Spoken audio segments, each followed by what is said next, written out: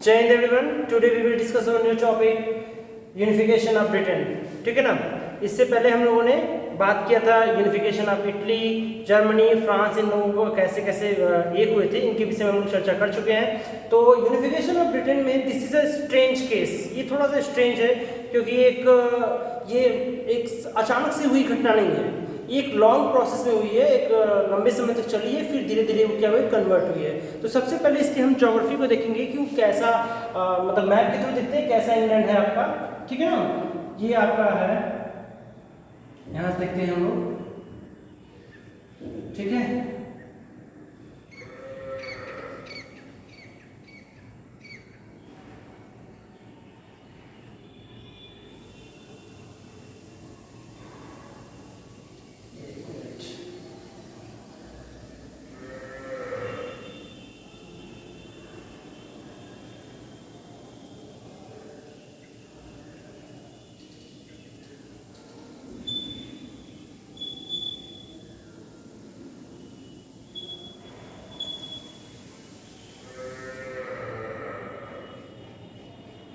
ठीक है, ये आपका मैप है। ठीक है, एक नॉर्मली मैप ले लेते हैं ऐसे ही, क्योंकि अब इतना ड्रा करने में टाइम हो जाएगा। ठीक है, देखिए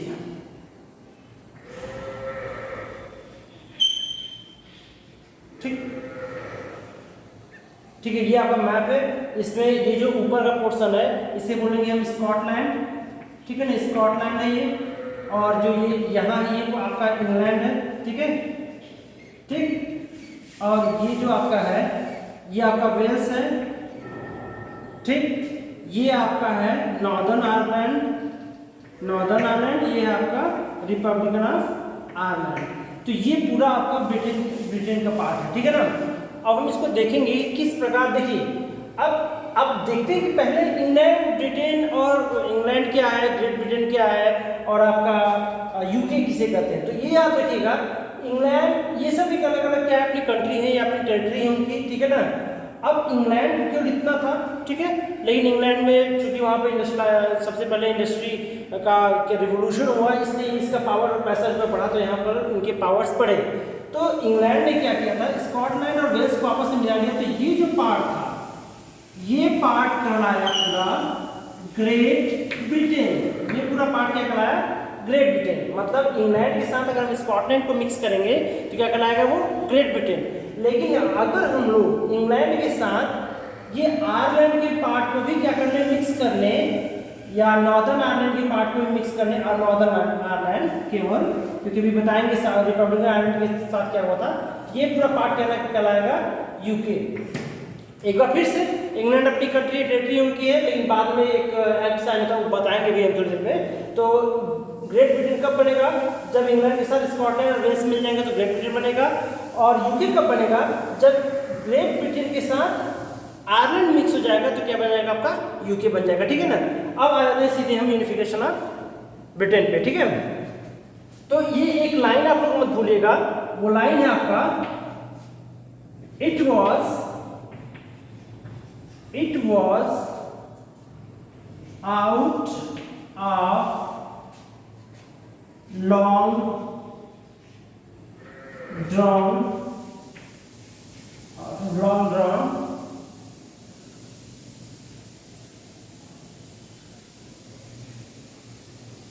out process, not by sudden। मतलब ये क्या है कि ये लाइन जो है, इस लाइन का मतलब मात्र इतना है कि एक लंबे समय की एक प्रक्रिया रही है, अचानक से कोई चीज नहीं हुआ था। ठीक है ना, ये एक लंबा प्रोसेस था, एक अचानक से इसका मतलब यूनिफिकेशन इसका नहीं हो गया। तो इसमें तो एक धीरे धीरे ज़्यादा इसमें डिस्टर्बेंस होती ही। तो इसमें क्या डिस्टर्बेंस है इसको देखते हैं। तो यहाँ पर क्या थे, देखो अब यहाँ पर क्या थे, वेरियस टाइप के क्या थे, एथनिक, वेरियस टाइप की क्या थी, एथनिक आइडेंटिटी। ठीक है ना, वेरियस एथनिक आइडेंटिटी क्या थी, देखिए यहाँ पर क्या थे, प्रोटेस्टेंट। अब इसमें क्या था, आयरलैंड का मतलब क्या समझिए, इंग्लैंड का अलग नियम कानून था, इंग्लैंड वाले इंग्लिश थे, स्कॉट वाले स्कॉटिश थे, आयरलैंड वाले आयरिश थे, वेल्स वाले वेलिश थे। तो इनका कोई एक नहीं था, ये सब आपस में अलग थे, कलेक्टिव आइडेंटिटी के पास तो थी ही नहीं, इसलिए ये लोग क्या थे, आपस में अलग थे। ठीक है, वेरियस आइडेंटिटी की वजह से ऐसा हुआ था। फिर क्या हुआ कि इंग्लिश पार्लियामेंट फॉर्म हुआ। इंग्लिश पार्लियामेंट कैसे फॉर्म हुआ? क्योंकि आप बताएं कि आपको अब 9th से पढ़े होंगे कि सबसे पहले इंडस्ट्रियलाइजेशन जो हुआ था वो कहाँ हुआ था, इंग्लिश में हुआ था। तो जहाँ इंडस्ट्री सबसे पहले आई थी, सामने एग्जिस्ट हुई थी, वो उनके पास पैसा रुपया बहुत ज़्यादा आने लगा। जब पैसा आने लगा तो ये क्या किए, अपना पार्लियामेंट बनाकर सबको क्या करने लगे, डोमिनेट करने लगे। मतलब उनको क्या, अपना शक्ति दिखाने लगे, शक्ति प्रदर्शन करने लगे ये लोग, इंग्लिश के लोग। ठीक है ना, तो इन लोगों ने इंग्लिश पार्लियामेंट बनाया और सबसे पहला काम इन्होंने क्या किया, इंग्लिश पार्लियामेंट बनाकर seize the power of monarchy. सबसे पहले क्या किया, मोनार्की की पावर को पहले सीज कर दिया, मोनार्की को पूरी तरह से खत्म कर दिया। ठीक है ना, अब मोनार्की को जब उन्होंने खत्म कर दिया तब ये क्या किए, अब इनका क्योंकि इनके पास पावर्स आ गई थी, बहुत सारी इंडस्ट्री, मतलब कि बहुत पैसा भी इनके पास हो चुका था, तो इन्होंने पहले क्या किया, मोनार्की खत्म किया, जो वहाँ की सिस्टम चल रही थी। एक पार्लियामेंट आए, ठीक है, पार्लियामेंट में मतलब होता है कि लोग किस तरीके से, मतलब हम लोग इलेक्ट करेंगे, पब्लिक इलेक्ट करेंगे। ठीक है ना, अब इन्होंने जब मोनार्की खत्म कर दिया तो वहाँ पर एक झगड़ा होता है, किसके बीच में, कॉन्फ्लिक्ट ऑफ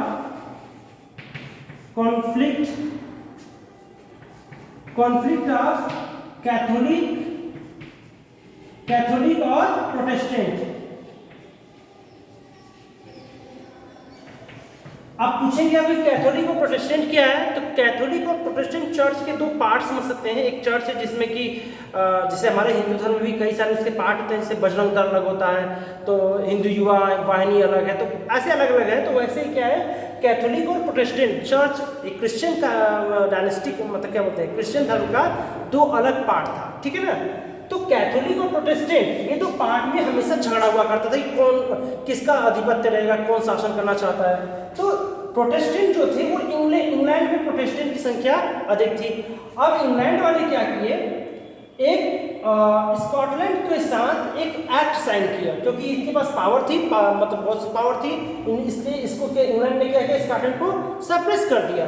तो इन्होंने एक एक्ट पास कर, वो 1707 में उन्होंने एक्ट पास किया, और इस एक्ट के अंतर्गत उन्होंने क्या किया कि स्कॉटलैंड को इंग्लैंड में मिक्स कर दिया। ठीक है ना, अब जब स्कॉटलैंड को इंग्लैंड में मिक्स कर दिया तो ये पूरा का पूरा पार्ट क्या बन गया, आपका ग्रेट ब्रिटेन का फॉर्मेशन हो गया।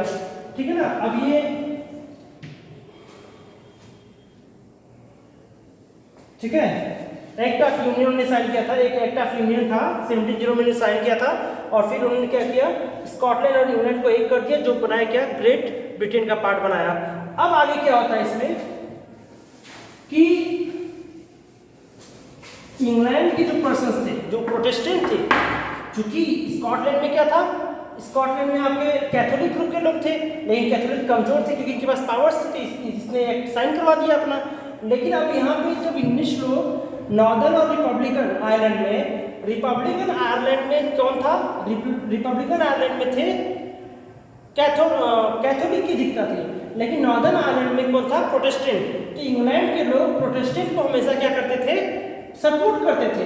तो इन्होंने क्या किया, लेकिन यहाँ पर लोगों ने क्या किया, एक कुछ लोगों को ये चीज़ पसंद नहीं था कि हम अपने चीज़ों को उसमें इन्वॉल्व करें, मतलब अपने कल्चर को भूल जाएं, ये कुछ लोगों को पसंद नहीं था। तो वो जो बंदा था जिसको पसंद नहीं आया था, ठीक है ना, तो वहाँ पर एक साहब थे वोल्फटोन ने क्या किया, करा एक रिवोल्ट करा कि ठीक है भैया हम उनके साथ नहीं मिलेंगे, हम लड़ाई लड़ेंगे। तो वो जो रिवोल्ट करते हैं, तो 1798 में जो उनका रिवोल्ट होता है वो पूरी तरीके से असफल हो जाता है, सफल नहीं हो पाता है वो रिवोल्ट। ठीक है ना, तो उसके बाद एक उन्होंने क्या किया, एक एक्ट साइन होता है, वो होता है 1801 में जो एक्ट साइन होता है, उसमें जो आयरिश, नॉर्दर्न आयरिश का पार्ट होता है या आयरलैंड का जो पार्ट होता है, वो किसमें कन्वर्ट हो जाता है, वो मिल जाता है इंग्लिश में, ठीक है ना। अभी कह सकते हैं नॉर्दर्न आयरलैंड, इंग्लिश में क्या होती है, कन्वर्ट हो जाता है इंग्लैंड में, ठीक है, इंग्लैंड में कन्वर्ट हो जाते हैं, मतलब मिल जाते हैं यहाँ पर। अब क्या होता है कि इतना ये जो यूनिफिकेशन हो गया इनका, ये पूरा पूरा इंग्लिश जो है स्कॉटलैंड, वेल्स, आयरलैंड, लेकिन एक चीज याद रखना कि नॉर्दर्न आयरलैंड का पार्ट इससे मिक्स होता है। नॉर्दर्न आयरलैंड का पार्ट जो है मिलकर क्या बनाता है इसमें, वो बनाता है आपका पूरा यूके का हिस्सा। लेकिन रिपब्लिकन आयरलैंड अभी भी क्या है, अलग है। रिपब्लिकन आयरलैंड अभी भी अलग कंट्री है, क्योंकि यहाँ पर कैथोलिक लोगों की संख्या थी और ये लोग अभी तक वहाँ पे मिक्स नहीं हुए। इसी वजह से नॉर्दर्न आयरलैंड और रिपब्लिकन आयरलैंड में हमेशा झगड़ा हुआ। बाद में जो इंग्लैंड था, उन्होंने क्या किया, अब चूंकि अब ये एक तो हो गया, लेकिन समस्या थी कि इनके साथ क्या, इनका कोई कलेक्टिव आइडेंटिटी नहीं था, तो इसलिए इन्होंने क्या किया, न्यू फ्लैग इंट्रोड्यूस किया। और ये फ्लैग कुछ जैक टैग कुछ ऐसे थे, ये सब जो ऐसे है, ऐसे ऐसे ऐसे ऐसे कुछ ऐसे, ठीक है। ये न्यू फ्लैग इंट्रोड्यूस किया उन्होंने। दूसरा उन्होंने इंट्रोड्यूस क्या किया, नेशनल एंथम, उनका नेशनल एंथम जो था वो क्या था, गॉड सेव द किंग, उनका नेशनल एंथम बना। और तीसरा था उनका जो लैंग्वेज था, लैंग्वेज में उन्होंने इंग्लिश को चूज करा, ठीक है ना। जब उन्होंने इंग्लिश को चूज किया तो ये सब क्या किया, उन्हें कलेक्टिव आइडेंटिटी प्रदान की है, ठीक है ना। तो इस तरीके से हम देखते हैं कि यूनिफिकेशन ऑफ ब्रिटेन का एक लंबा प्रोसेस धीरे धीरे पर पूरी तरीके से किस प्रकार हुआ, ये पूरे मैपिंग के थ्रू आपका ये चैप्टर कंप्लीट होता है, मतलब ये टॉपिक आपका कंप्लीट होता है। अब हम अगले टॉपिक में चर्चा करेंगे दूसरे टॉपिक के विषय में, ठीक है ना। धन्यवाद।